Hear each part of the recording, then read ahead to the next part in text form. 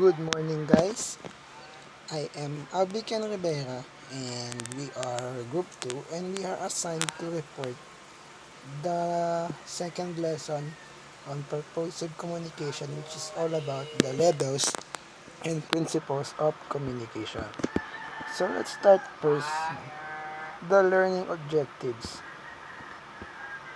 So the learning objectives are, in this lecture, you will be able to enumerate and understand the different levels and principles of communication. At the end of the lesson, you will understand the importance of the levels and principles of communication in communicating. Students will learn how to apply these concepts in communicating. So, the levels of communication, we have different personalities and different ways to convey ideas.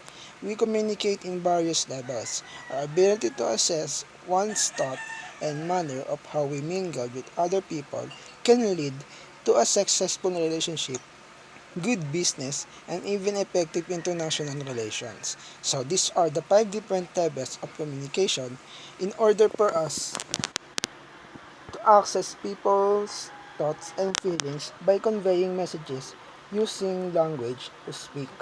So the first levels of communication is the intrapersonal communication. So the meaning of the interpersonal communication is you are communicating with yourself or simply self-talk. So dito ay nakikipag-usap ka sa sarili mo. Yan. Yan ang meaning ng interpersonal communication. So it usually happens when you are making decisions, your self decisions, and analyzing a problem kapag may quiz or something, test, yan. And thinking about what clothes would you wear. So, interpersonal communication is all about communicating with yourself, talking and thinking what is the best for you based on a situation. So, that it includes the making decisions, analyzing a problem, and thinking about something. So the other examples of interpersonal communication it is also a positive self-talk can boost our self-esteem, while negative self-talk can affect our confidence on the way we communicate. So sometimes we bound to overthink, and overthinking is not good to us because alam nyo na may mga bagay na iniisip tayo na hindi talaga nakakabuti sa atin. So yan din ang downside ng interpersonal communication because kausap lang natin yung sarili natin ay minsan hindi tayo nakakapag-isip ng maayos. So, talking with yourself is a healthy way of assessing yourself and analyzing how far you have been accomplished in life. So, these are the upsides of having an interpersonal communication. So, understanding your emotions. In talking with yourself, you will understand yourself or your emotions. You will deeply understand who you are and how capable you are of things. So, the next is building self. So, the next is building self-confidence, which is also important and helpful in interpersonal communication because building self-confidence, natututo ka sa mga bagay kapag ikaw ay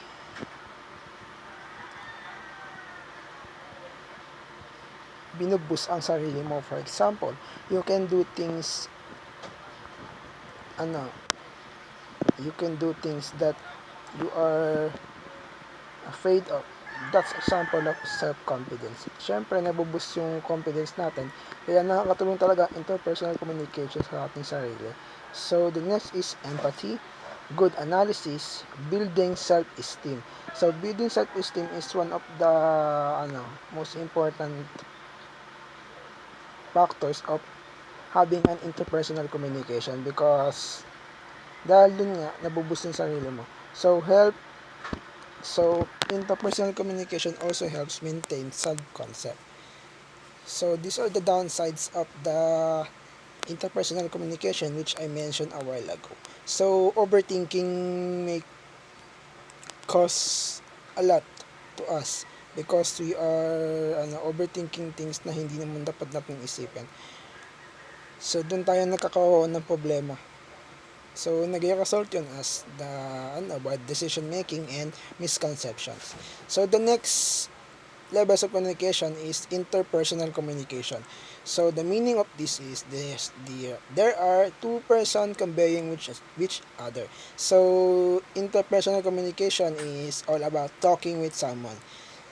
So, ang difference nila ng interpersonal is so obvious, which means sa interpersonal, ikaw ay nakikipag-usap sa sarili mo, while interpersonal, you are communicating with someone through verbal and non-verbal methods where it includes through tone of voice, yan, in person, facial expressions, gestures, and body language. So, this is done when you are talking with your friend, professor, and your mother. So, hindi man natin nakahalata pero araw-araw tayong nakikipag-communicate.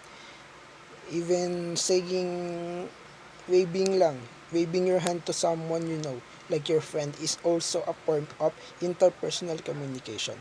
So, that is the two levels of communication which I asked to report.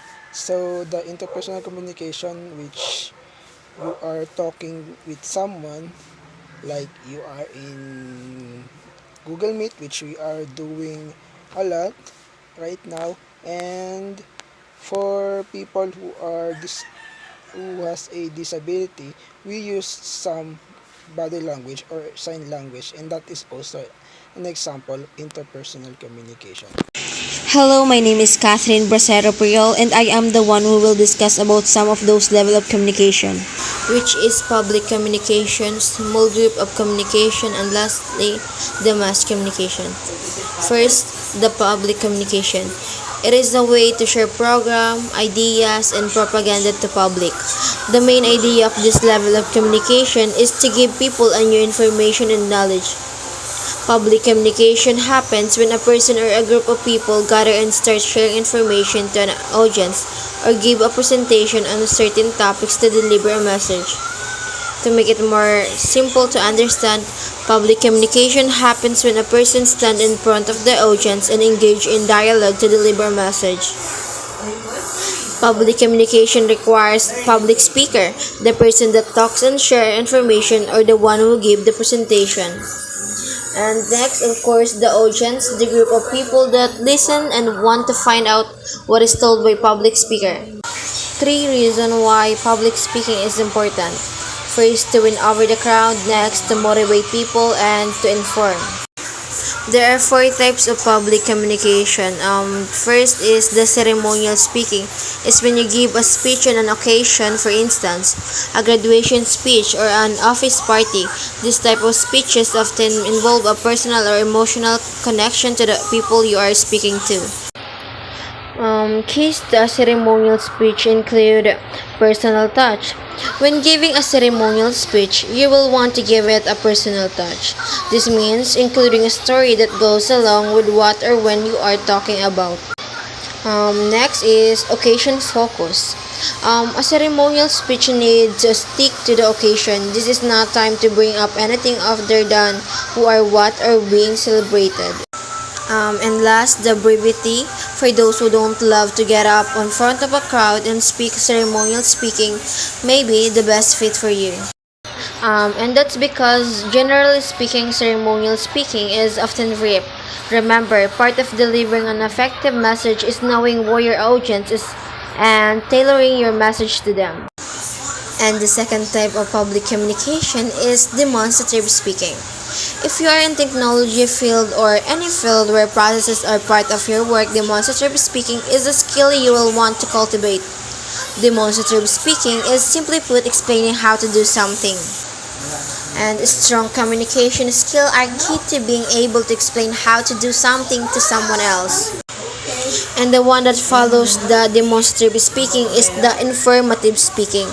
And informative speeches are those that simply give vital company-wide or team information. An informative speech, the transferring of data and inform from one person to a group. And lastly is the persuasive speaking. Persuasive speaking is speaking with a goal in mind to convince your audience or your idea or point of view. Persuasive speaking usually includes emotional elements and strong language. One of the level of communication is the small group of communication. A small group of communication involves a group of at least 3 people and can include as many as 12 or so. In order to be classified a true small group, the group must have a shared set of goals and see themselves as a group. In other words, 8 students who just happen to be walking on the same sidewalk at the same time are not a small group. They are just an aggregation of people. A small group is working towards same type of goal together and is conscious of doing so. The member of a small group also have same level of interdependence, meaning that the behavior of one group member affects the another member of the group. And to further understand the small group of communication, we need to examine the 3 primary features of small group of communication, which is group size, interdependence, and task. And usual size ranges from 3 up to 20 people. This is usually happen in a group study and brainstorming when you have a group report and group project. And the final level of communication is the mass communication. Mass communication covers a large number of people. It is done using a mass media platforms like radio, television, newspaper, magazine, journal, billboard, and the most influential nowadays is the social media like Twitter and Facebook and etc. Mass communication in which an individual or organization is communicating to a mass audience, comprised hopefully of many people. There are 2 additional factors that set mass communication apart from the other types of communication. First is the mass communication. Mass communication is a mediated communication. That means that the channel always involves some sort of technology. The second difference is the feedback is always delayed in mass communication. As we can see, the principle of communication has 9 C's for effective communication. The first one is the correctness. Here in correctness, the details of the message should be accurate because the sender will lose credibility if the given information is not correctly expressed. When communicating, we must be mindful of the proper use of grammar, message, composition, as well as appropriate words. The second one is conciseness, means saying what needs to be said in as few words as possible. We've all noticed that saying less encourages us to concentrate, and the more concentrated we are, better our chances of getting our message across. Make careful to specify exactly what we want them to comprehend and what, if anything, we want them to do. Saying less also has a benefit aside from that. Concise communication conveys as brief and important message to be the audience in the limited number of the words. A message that consists seems to be more appealing yet understandable to the audience. Concise message also is non-repetitive in nature. Hello, my name is Jeremy Veran. I'm here to continue to discuss about the 9 C's effective communication. So this is part of the principles of effective communication. So here I'm going to discuss about the consideration part. Here in our presentation, consideration is simply keeping in mind the requirements and views of the audience while formulating your message. So, what does this means? This means is you always follow the what they call you approach. Um, you always consider your audience educational background. You always consider their views, opinions, etc., etc. So uh, that means you always try to, whenever you are communicating with your audience, you always try to emphasize what is possible, rather than uh, emphasizing what is the impossible. So doing this will always result in a positive outcome of your audience. So consideration also means that you always try to put yourself on the shoes of others. So that's what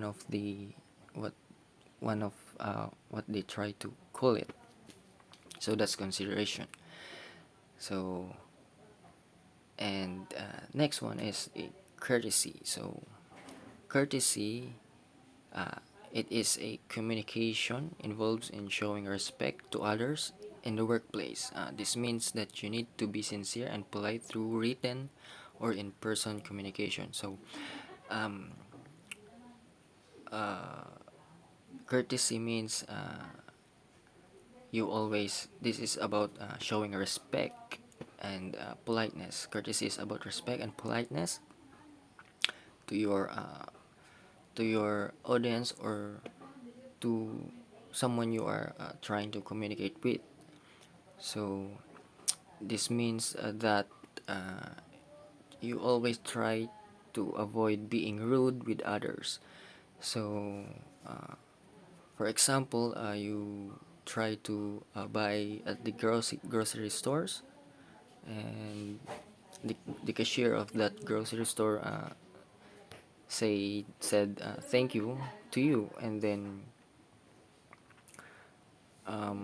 you try to, you just ignored the thank you of the cashier and then walk away. So that's being rude.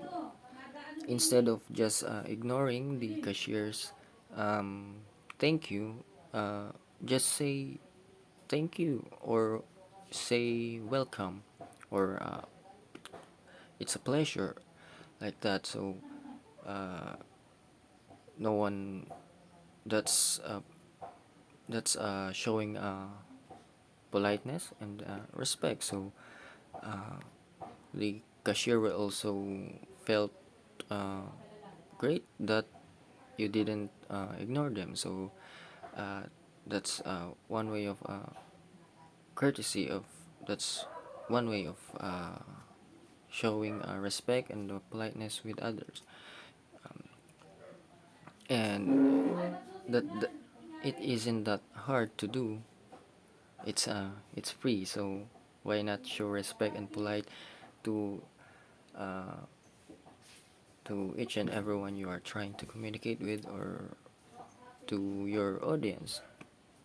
So that is courtesy. So the next part is will be discussed by the next member of our group. So that's all. Thank you. Clarity means to be crystal clear about what you want to achieve as a result of your communication. Clarity in communication has following features. It makes understanding easier. Complete clarity of thoughts and ideas enhance the meaning of a message. Completeness. The communication must be complete. It should convey all facts required by the audience. The sender of the message must take it to consider the receiver's mindset and convey the message accordingly. Concreteness. Concreteness means conveying a message with a precise term. A concrete communication uses specific facts and figures. Concreteness is often taught in college communication courses as one of the aspects of effective communication. Hello, my name is Jennifer Bagod and I will be discussing confident and conversational tone. Confident can carry you through a lot in life. It can help you perform better in job interviews, appear more authoritative when addressing a crowd, and land more deals and partnership in your business. Unfortunately, most of us don't feel confident 100% of the time. And when we don't feel confident, it doesn't always project outward in ways that enable us to succeed. During the course of conversation, there are several tricks you can use to make your words sound more authoritative, and here are 7 of them. First is speak more slowly. Some of us speak faster when we're nervous. Some of us are naturally fast talkers. Regardless of your motivation, conscious or subconscious, speaking too quickly indicates a lack of authority or a lack of confidence, and focus on speaking more slowly in your conversation, allowing your words to draw out and giving your sentences. Second, use pauses to your advantage. Using pauses is another strategy that can help you speak slower, but it's effective in its own right. Work on creativity uses pauses to give more impact to your speaking. Third is avoid asides. In more natural conversation, however, improvised asides can be damaging. For example, if you're in a job interview and you answer a question directly, then spiral into a related story about something that happened to you a few years ago. It could be a sign that you're nervous, looking to fill conversational space, and instead focus only on what's immediately relevant. Next is lower your vocal range. People tend to view speakers with lower speaking voices as having more authority and confidence. As much as you can, practice speaking in lower tone of voice. Don't force yourself or you sound unnatural, but if you can get yourself a tone or two lower, it, it can make a real difference. And next, improve your posture. Body language is just as important in conversation as the words that leave your mouth. Whether you're sitting or standing in front of your audience, work to improve your posture. Stand or sit up, straight with your shoulder back, and keep your head held high. Gesticulate.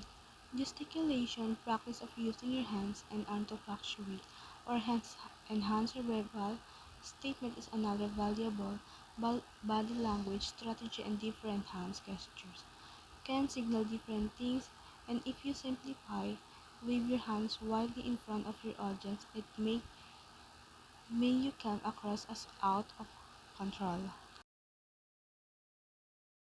The last is more talk. Put this speaking strategy to practice and focus, improving your abilities over time. The only way to get better is to flange and keep working on it. So sign up to be public speaker when you can and strike up conversation with strangers wherever you go.